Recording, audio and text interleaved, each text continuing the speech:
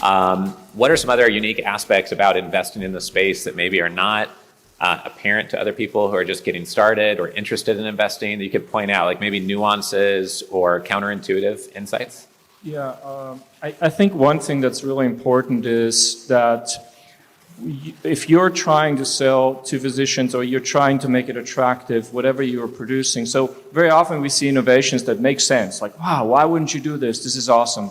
Well, you have to understand how the physician gets reimbursed, how this fits into his or her practice, and whether it makes sense for them to deploy that new technology. So if you are selling to physicians or you are trying to get them to invest, it's of utmost importance to show them that you understand the reimbursement scenario, that you understand the workflow for their practice, how it works into their marketing, and all those things that play with that. So for our startups, that's very often the case. You need to understand that, and then you have a sale. And actually, one of the most amazing things about selling this space is, both from an investment point of view and also for physicians, is for a physician to invest in something, and I have a good friend who's done that, produced a device that creates real cash revenues for the practice. At the same time, got the physicians on board as advisors to that company. So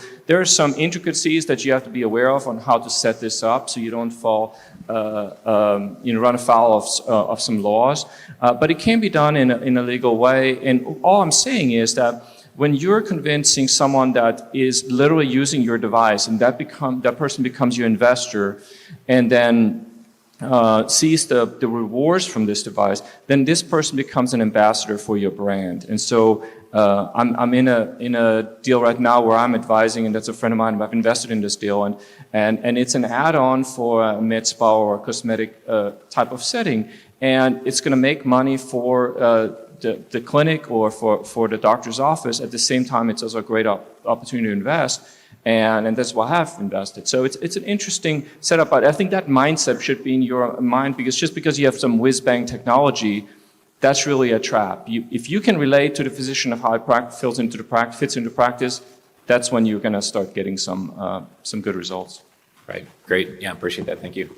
I think Shane has also talked with me about that before at Healthy You. Some of their biggest ambassadors were doctors who came in and maybe put in $25,000, and then they would tell 10 of their friends about it, and one of those friends might put in $500,000 or $1 million.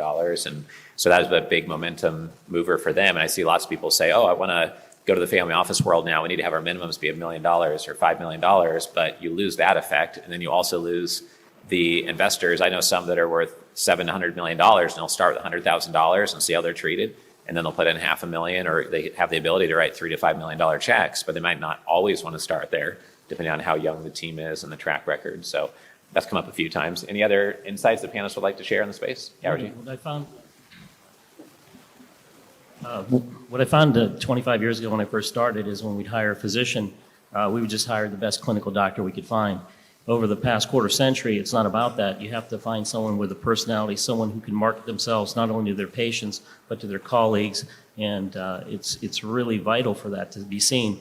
There's just so much competition in almost every aspect of medicine nowadays. People don't really look at that, and it's important to understand who your rainmakers are in a practice.